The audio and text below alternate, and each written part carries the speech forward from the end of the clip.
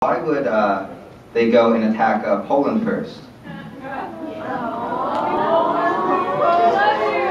Russia.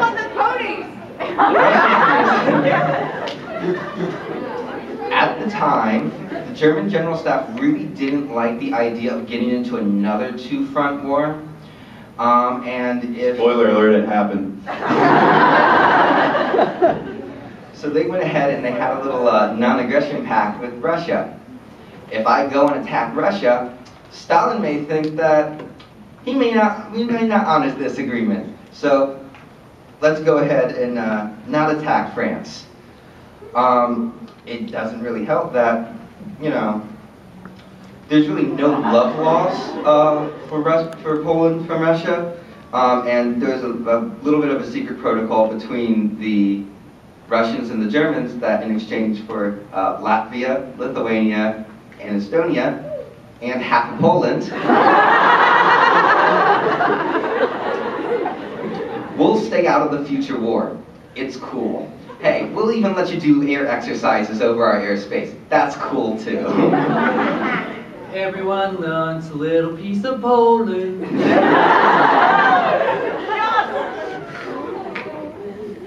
Not only that, Hitler could keep on his little theme of protecting the German-speaking peoples.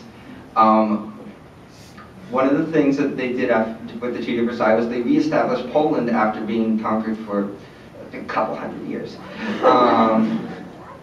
And they decided, well, Poland needs a port.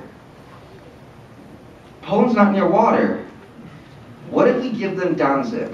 It's a nice big German city. That will make the Germans upset. And we're going to help out Poland, so we're good guys. Well, Hitler did what he does best. He told lies, stories, I meant, and said that the German speakers are being oppressed in Danzig. Because, quite frankly, Danzig is Deutsch. Danzig is German. Well, the reason they comply with this too is typically when you lose a war, you don't have all of your country and you're in your enemy's territory when you lose a war. So there's a whole idea that we never lost this war. So that's kind of why it's easy to believe the stories. And, well, since when has Germany not been a bunch of bastards?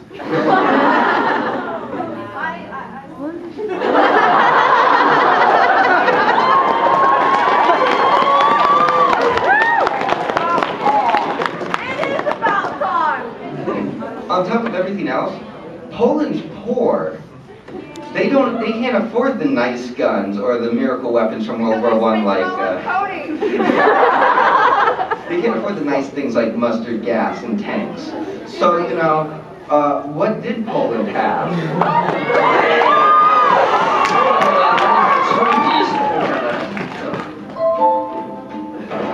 その話それならもうとっくの昔に済ませたしそうそうマジ聞いて俺新しくすっごいの買ったんよ本当かお前もやるじゃんかやっぱりな今の時代馬だけじゃいかんと思っておお来たし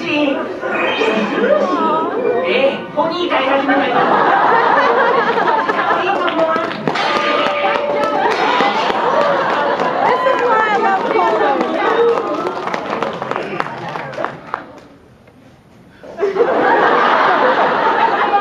You know where they're going.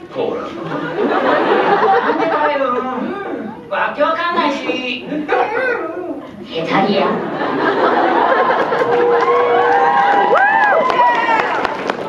Now, despite what you may have heard, the Poles aren't that dumb, I guess.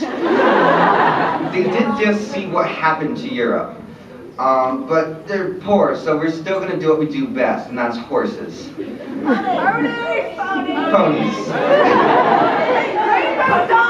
Really, cavalry had three purposes during this new age of war. They will act as dragoons, which means you ride your horse to the battlefield, you jump off, and you go fight. They are used to rout infantry, you go and chase the enemy away, and you move heavy things with it, like artillery. But through the course of the war, a little myth developed between Poland's ponies and Germany's panzers. This clip is from a Polish movie called Lota. It's about the glorious history of the Polish cavalry, and it will give you a little bit of idea about where this myth comes from.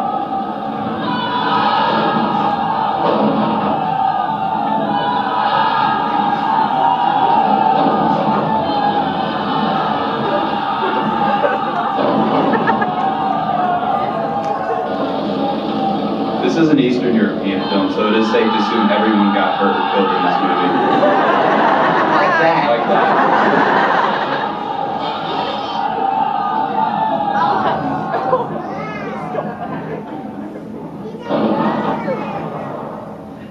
I love how there was that last second explosion there. They had to put it in there. It's kind It's of. not a movie without an Oh explosion. shoot, we forgot it. Where's it? Where's this one?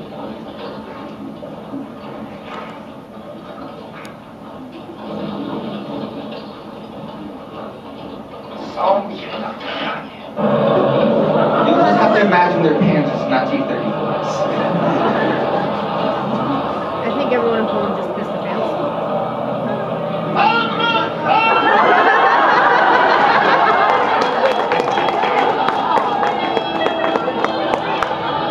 So this is a Polish movie? How did they shit up their own history? I'm pretty sure it happened like this, but you know, but worse. You know, yeah, let's make Wait, the best scene's coming up. Get there eventually.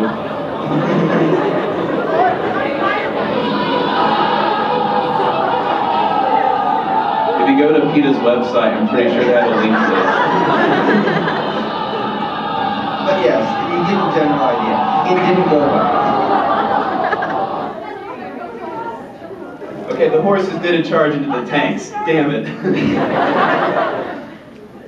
Now, a little myth developed that during an early skirmish in the war, just like in the film, some Polish cavalry ran across some German infantry, chased them away. Awesome, good job. Expecting to find, you know, more infantry and guys hit on the head with swords so they'll just fall over. That one wasn't a capitalist prisoner of war. No. They instead found tanks. Many of them. Now, being on a horse, I'd personally be afraid of a tank. And they were too. Unfortunately, the hull gunners had a little bit of a field day and shot a lot of them. Being a hull gunner in a tank's kind of like being a field goal kicker. You just kind of sit there and hang out until they need you, and you got this awesome job. Like while everyone's training, you just kind of sit there, shoot the thing in front of the tank, and call you when we need you. Woo! After the battle, some Italian and German reporters showed up on the scenes and saw all these dead cavalrymen around the tanks with their horses, and they're like, "Huh, lol, stupid Poles, they charge the tanks with their horses." And they reported this back to Germany, and they kind of played it up a little bit. And the whole message was, you know what, we're in a war now, we're not just taking things without anybody opposing us, but you know what, we're gonna win. They have ponies, we have tanks. But let's be honest, even if the Poles did invest in armor, this is an early German Panzer. This is a Polish armored war car. Who's gonna put your money on?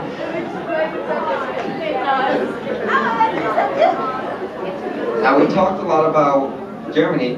What about the other member of the Axis? What about Italy?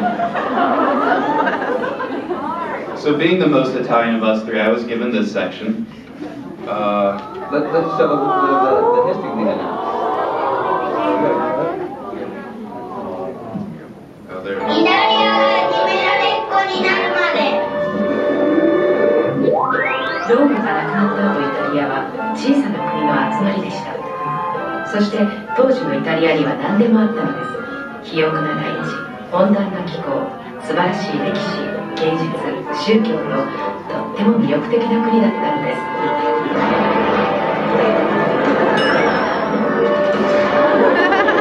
他の国からしたらこんな素晴らしい場所フランスの突入を皮切りに他の強豪たちが襲って海からイタリアをむしり取り始めていました。I can think of a better allegory for Austria, Spain, France, Italy's relationship with the other nations.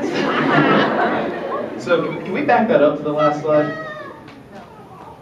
Okay, Italy, you're related to Rome.